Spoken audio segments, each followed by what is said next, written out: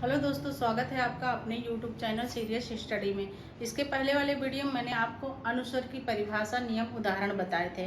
ठीक है, तो वो आगे अब ये वाले वीडियो में मैं कुछ आपको मुख्य नियम बताने वाली हूँ, जिससे आपको अच्छे से समझ में आ जाए कि कौन सा किस शब्द में अनुस्वर लगेगा और किस शब्द में अनुस्वर नहीं लगेगा। यानी कौन से ऐसे शब्द हैं जिनमें अनुस्वर लगेगा ही नहीं, उसका परिवर्तित रूप नहीं होता है। तो अनुस्वर के कुछ मुख्य नियम। नियम 1, ठीक है। पहला नियम है कि यदि पंचम अक्षर के पंचम अक्षर के बाद किसी अन्य वर्ग का कोई वर्ण, ठीक है, पंचम अक्षर के बाद किसी अन्य वर्ग का कोई वर्ण पंचम अक्षर के अनुस्वर के रूप में परिवर्तित नहीं होगा। ठीक है, जैसे वाडमय का वामय, अन्न का आय और उन्मुख का उन्मुख ऐसे नहीं लिखा जाएगा। क्यों नहीं लिखा जाएगा? इसको हम इस तरह जानते हैं कि जैसे ये हमारा अंगा है, ठीक है, ये क्या है? ये पंचाक्षर है, पंचाक्षर है, ठीक है, पंचाक्षर है। और किस वर्ग का पंचाक्षर है? तो ये चा वर्ग का है, ठीक है, चा वर्ग का है, नहीं सॉरी, ये पंचाक्षर है का वर्ग का, का वर्ग का, ठीक है, पंचाक्षर है ये का वर्ग का। ठीक, और इसके जस्ट बाद जो आपका वर्ण आ रहा है ये दूसरे वर्ग का है। ठीक है, ये जो माँ है ये दूसरे वर्ग का है, दूसरे वर्ग का है। ठीक है, किस वर्ग का है? तो पा फा बा भा मा, ठीक है, तो पा वर्ग का है, ये पा वर्ग का है। ठीक, तो ये पा वर्ग का है। तो यहाँ पे क्या हुआ, जैसे मैंने ऊपर बताया आपको कि पंचम अक्षर के बाद या किसी दूसरे यानी उसी वर्ग का आता है तो वहां पे तो परिवर्तन होगा, लेकिन अगर दूसरे वर्ग का हमारा कोई वर्ण आ जाता है तो वहां पे पंचाक्षर यानी परिवर्तित नहीं होगा। किसमें नहीं परिवर्तित होगा? अनुस्वर के रूप में। ठीक है, यानी अनुस्वर के रूप में परिवर्तित नहीं होगा। तो यहाँ पे जो वाडमय शब्द है हमारा, ये क्या है? हमारा ये शब्द है। ठीक है, तो इस शब्द को हम ऐसे नहीं लिख सकते, यानी यहाँ पर हम अनुस्वर को नहीं लगा सकते। ठीक है, इसको हम ऐसे नहीं लिखा जाएगा। ठीक है, उसी प्रकार अगला शब्द है अन्न, तो अन्न को भी हम ऐसे नहीं लिख सकते, नहीं लिख सकते हैं। ठीक है, क्योंकि इसमें भी वही चीज है। अगला है उन्मुख, तो उन्मुख को भी हम ऐसे नहीं लिख सकते। ठीक, उदाहरण के द्वारा जैसे आपने समझा, तो अभी और आपको स्पष्ट में समझा दूं कैसे। ऐसे जैसे कि मैंने वाडमय शब्द लिया, ठीक है, कौन सा शब्द लिया? वाडमय शब्द लिया। ठीक है, अब इस वाडमय शब्द में जैसे मैंने आपको बताया कि पंचा अक्षर क्या होते हैं, जो आपके वर्ग होते हैं, का वर्ग, चा वर्ग, ठीक है, टा वर्ग। तो इसमें क्या होता है, लास्ट वाला अक्षर जो होता है वो क्या होता है? पंचाक्षर वर्ण होता है। तो आपका इसमें का वर्ग का ये क्या है? का वर्ग का ये लास्ट का पांचवा वर्ण जो है ये अंगा आपका पंचाक्षर है। ठीक है, ठीक, तो अब इसके बाद जस्ट क्या लगा हुआ है, इसको आपको ध्यान से देखना है कि जस्ट आपका माँ लगा हुआ है। ठीक है, तो ये माँ क्या है? हमारे दूसरे वर्ग का अक्षर है। ठीक है, दूसरे वर्ग का क्या है? वर्ण लगा हुआ है। ठीक है, अब कौन सा वर्ण लगा हुआ है, किस वर्ग का है? तो इसको ध्यान देना है आपको कि ये पा वर्ग का है। ठीक है, पा वर्ग का माँ लगा हुआ है। और कौन सा वर्ण है आपका? माँ। ठीक है, तो ये पांचवा है। ठीक, इतना समझ में आया। आगे देखते हैं कि जब हमने कहा कि पंचाक्षर के बाद, ठीक है, अगर दूसरे वर्ण का कोई वर्ण, दूसरे वर्ग का कोई वर्ण लगा है तो वहां पे अनुस्वर परिवर्तित नहीं होगा। तो ये क्या हो रहा है आपका? ये का वर्ग का लगा पंचाक्षर और उसके जस्ट बाद दूसरे वर्ण का माँ लगा हुआ है, तो यहाँ पे अनुस्वर का रूप परिवर्तित नहीं होगा। इसको विशेष ध्यान देना है कि अनुस्वर का रूप परिवर्तित नहीं होगा। इसलिए वाडमय को हम वामय नहीं लिख सकते।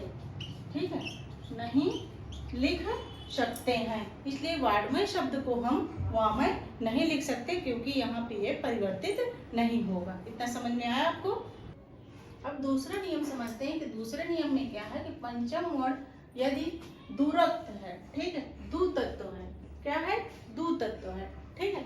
दूतत्व के रूप में दोबारा आए तो पंचम वर्ण अनुस्वर के रूप में, ठीक है, अनुस्वर के रूप में परिवर्तित नहीं होगा। कहने का मतलब ये है कि पंचम वर्ण यदि दूतत्व, ठीक है, यानी 2 बार आ रहा है पंचम वर्ण, जैसे आपका ना है और ना 2 बार उसमें लिखा जा रहा है जैसे, तो वहां पे क्या होगा? अनुस्वर का प्रयोग नहीं होगा, यानी अनुस्वर परिवर्तित नहीं होगा। जैसे हमने शब्द लिए हैं प्रश्न, अन्न, सम्मेलन आदि। जैसे प्रश्न मैंने शब्द लिया है उदाहरण में, पहला शब्द है प्रश्न, दूसरा है अन्न और तीसरा है सम्मेलन। पहला क्या है? प्रश्न, दूसरा अन्न और तीसरा सम्मेलन। जैसा कि मैंने बताया कि पंचाक्षर यानी दूतत्व के रूप में आता है, तो वहां पर अनुस्वर का प्रयोग हम नहीं कर सकते।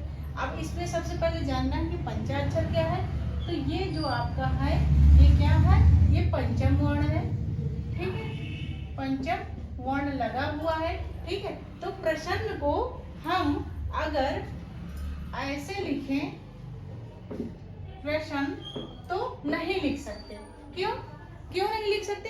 क्योंकि मैंने बताया कि जहां पे पंचम वर्ण 2 तत्व के रूप में यानी 2 बार यहाँ पे आ रहा है, वहां पे हम अनुस्वर का प्रयोग नहीं करते, यानी ये शब्द ऐसे नहीं लिखा जा सकता, ठीक है, नहीं लिखा जा सकता है। क्यों?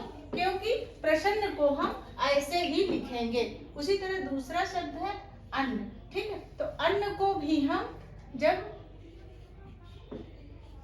ऐसे नहीं लिख सकते। सम्मेलन को हम सम्मेलन को यानी इन शब्दों को, इन तीनों शब्दों को, ठीक है, ये प्रश्न है, अन्न है, सम्मेलन है, इनको हम ऐसे ही लिखेंगे। दूतत्व वाले पंचम वर्ण जहाँ आते हैं, अन्न है, सम्मेलन है, तो ऐसे ही लिखेंगे। यहाँ पे जैसे कि ये दूतत्व वाला आपका वर्ण है, पंचम वर्ण है, ठीक है, यहाँ पे क्या लगा हुआ है? ये अनुस्वर लगा हुआ है, ठीक है, क्या है? अनुस्वर है। तो जैसे कि मैंने बताया कि जहां पर पंचम वर्ण आपका आएगा, दूतत्व के रूप में आएगा, वहां पर हम अनुस्वर का रूप को प्रयोग नहीं करते हैं, यानी हम इन शब्दों को ऐसे ही लिखेंगे, ठीक है, ऐसे ही लिखेंगे, ऐसे हम बिल्कुल नहीं लिख सकते हैं, ठीक है। आया इतना समझ में? तीसरा नियम देखते हैं। तीसरा नियम ये है कि संयुक्त वर्ण 2 व्यंजनों से मिलकर बना हो, ठीक है। तीसरे नियम में हम संयुक्त व्यंजन के जो वर्ण है उनको समझना है कि वहां पर आपका जो है अनुस्वर किस रूप में कैसे कहाँ पे लगता है। जैसे संयुक्त आपके वर्ण है कौन कौन से होते हैं? छत्रज्ञ, ठीक है, छत्रज्ञ मैंने लिखा हुआ है आपको, ठीक। तो इसमें जैसे कि आपका ये होता है कि ता प्लस रा बराबर त्रा, जा प्लस या बराबर ज्ञा और का प्लस सा बराबर छ, ठीक है। तो इसलिए अनुस्वर के बाद संयुक्त वर्ण आने पर व्यंजनों के संयुक्त वर्ण बना है उसका पहला वर्ण, ठीक है, यानी कहने का मतलब है कि अनुस्वर के बाद संयुक्त वर्ण आने पर जिन व्यंजनों से संयुक्त वर्ण बना है उसका पहला वर्ण जिस वर्ण से जुड़ा होगा, यानी जो पहला वर्ण है, ठीक है, इसको ध्यान देना है कि जिस उसका पहला वर्ण जिस वर्ग से, ठीक है, जुड़ा है, अनुस्वर उसी वर्ग के पंचम वर्ण, ठीक है, उसी वर्ग के पंचम वर्ण के लिए प्रयुक्त होता है। जैसे मंत्र क्या है? हमने शब्द लिया, ठीक है, एक शब्द लिया हमने मंत्र, ठीक। तो इसमें देखते हैं कि कहाँ पे अनुस्वर का प्रयोग कैसे हुआ है, व्यंजन आपका जो संयुक्त वर्ण है उनमें। तो मंत्र में माँ है, फिर प्लस है, क्या है? ये माँ के बाद हमारा क्या लगा हुआ है? अनुस्वर लगा हुआ है, ठीक है। फिर ये जो त्रा है आपका क्या है? ये संयुक्त व्यंजन है, संयुक्त व्यंजन वर्ण है, ठीक है। तो इसको जो है प्लस कर दिया हमने, त्रा लगा हुआ है तो त्रा को प्लस किया। अब त्रा को जब आप संयुक्त व्यंजन लिखते हैं तो तोड़ के लिखते हैं त्रा प्लस रा, ठीक है। तो कहने का मतलब कि संयुक्त अक्षर से मिलकर बना है।